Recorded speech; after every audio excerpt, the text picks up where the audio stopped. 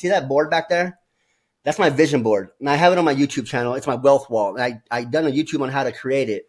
And so anyways, almost everything on that board I've manifested. So what I did was I done a live event with me and my wife when we were creating our wealth wall.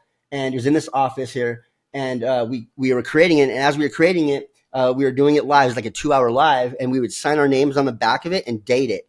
Right. And then so like literally everything almost on that wall, except for anything, I can't go out of the country yet. I've never been out of the country. So anything like out of the country in Naples or Dubai and all that stuff, I haven't been there yet. And I don't have the $7 million home, but everything else is accomplished. And I promise you, if we, not saying you, but if I or we just focused every day and like wrote it down, there's a couple of books I'm going to refer you guys to. Number one is Ask and It's Given by Edgar Hicks. I'll actually go get them.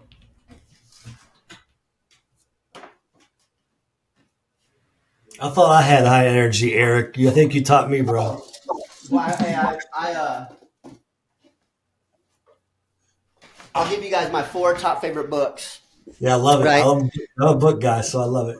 I'm like this all the time. Like people see me in the like. I'm an introvert. You guys believe that? That's a lie. I don't hang out with nobody. I don't like to hang out with nobody. I don't like to go to parties. I like concerts and stuff. I'm not into it, you know. But when you put me in something I love, my energy just raises, and I just can't tell. All right, so the first one. I hang around you on the weekend, bro. Yeah, 100%. Yeah, you guys got to come on channel. This one's Ask and It's Given. It's probably backwards. I don't know how to reverse my thing. You're good. That's okay, so this one my sister actually sent me in prison. I was sitting in the holding tank. You have to sit there. When you get to prison, you got like a 30-day or a 60-day, 90-day wait to get classified. Anyway, she sent me this book, and I still have my IDOT thing in there. Unless they stamp it, my prison number, right? Anyways, I read this book, I don't know how many times, but there's so many different things you could do in this book, like creating a vision box. So you write down something every single day that you want, and then you write it down on paper and you sign your name to it and date it, and you stick it in that box. And then there's other things you can do to help manifest, right? Like write down 10 things you're grateful for every single day, and you'll start running out of things to be grateful for, but you'll be constantly thinking about grateful things and happiness, right? All the time. And it can be done. I'm so grateful for like these scissors, honestly, because truthfully, like if I didn't have these scissors this morning because my wife broke them last night, I think about these things. I'm super grateful for these scissors. We were trying to cut some tough leather and she broke her handle off one of them, and I don't have any other paper scissors. So I had to come into the office this morning and I had to cut up some brochures that I'm going to be dropping off at the job service, and I had to cut them up. But I'm grateful for these scissors, right? So if we look at these things, so first book, I'm not going to keep going on a tangent. Ask and It's Given. The second book, not really a sequel to it, but it's called Happy Pocket Full of Money. Mandatory read. Excellent. Even a good listen if you're on audio. Happy Pocket Full of Money. And then I would say probably my all-time favorite when I learned how to do things efficiently and only like spend, because all you have to do is increase or grow 2%, 1% each day, right? It's called The Slight Edge. Jeff Olson. This is a game changer. My favorite book in the entire world. I've read this book so many times. I'm now on, again, I don't know, like 4 or 5 times, but chapter 3, I think. And then next one is, if you want to really build a story brand and really like get the basics of it, it's called Building a Story Brand by Don Miller. And I have many other books when it gets into like NLP and all that stuff, but that's a lot of higher level stuff, you know. You gotta do a video to sell all your books, man. Huh? You gotta do a video about all your top 10 books, man.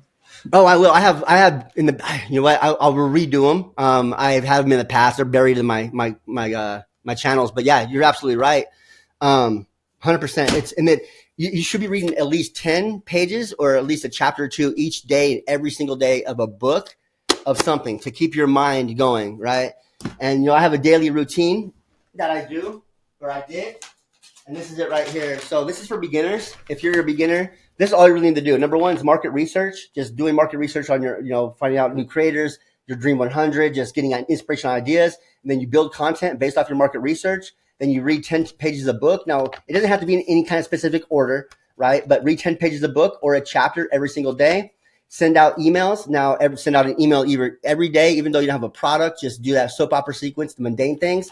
And then do your DM and outreach. If you don't have any DMs to send or any outreach, just go to your Facebook groups and provide value, and then go live on any social media platform you can. So Instagram, you could do it right now, right? TikTok, you need 1,000 followers, but go live and get yourself out there. Start creating those conversations and creating those relationships.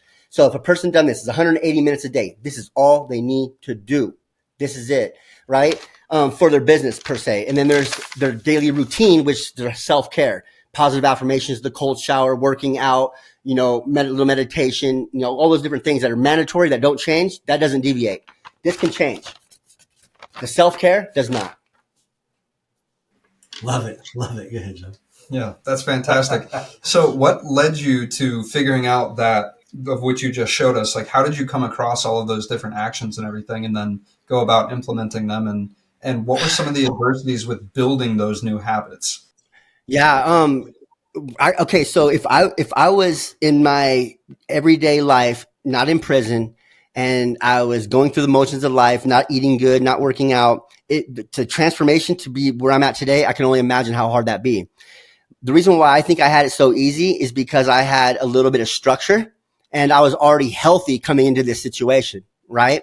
So if you're a healthy individual and you're ready to rip it and just go, then I think it'd be a little easier transition than a person that's stagnant, because the body that stays in rest will remain in rest, right? Person that's active stays active. So same kind of concept, but I think my mindset was I was just tired of the bullshit. I was tired of letting people down. I was tired of not having a life with my kids. Like, I've spent majority of my adult life in prison. Like, this last term was 18 months. The term before that was 5 years straight. Right. And so the term before that was 3 years. The term before that was 2 years. And then that's not counting the times I've been to jail, right? County jail for all the times in order to get to the prison stage. Right. So, I think that mindset change, it was kind of easier for me. But what it was is I just wanted something so bad, it didn't matter what length I had to go. And I've already been to the bottom, so nothing else could affect me. That's the thing, is I see these entrepreneurs, and a lot of entrepreneurs have a past of some kind. Unless you're like a Russell Brunson that just lived in, sweet Boise. But other than that, like, a lot of them, like, they've been there. So it doesn't matter what they go through each day. It doesn't stop them in their tracks, right? So I think my transition and my mindset was a little bit different, because I was predispositioned to at an early age to live a tough and kind of mindset, kind of hardcore kind of life, and not let things affect me. And so things became easier to me.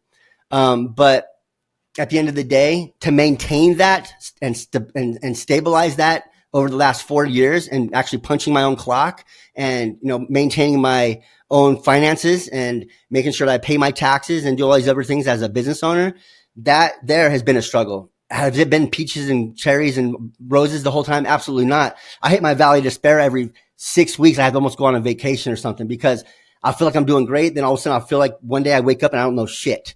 Right. And then I'm fighting with my wife, and then I'm fighting, my business start going downhill. I've almost lost my business twice because I try to scale too fast, and then I hire the wrong people, separate myself from the business too quickly, and then shit starts going downhill. And you have to, like, you ever read that book, 100% Ownership, right? You have to take 100% complete ownership of your business. And at the time, I was not really doing that 100%. Now I realize and I recognize that, and I am, but it's not peaches and gravy. So to answer your main question, like, what was the mentality and the mindset to actually go through these things and read these books and take myself out of that?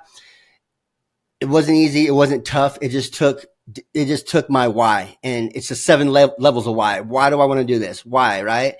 And then you have to refer back to the 5-second rule with Mel Robbins, is, if your alarm goes off, you don't hit the snooze, you get up within 5 seconds. If you think about doing the dishes, you do it within 5 seconds. Right.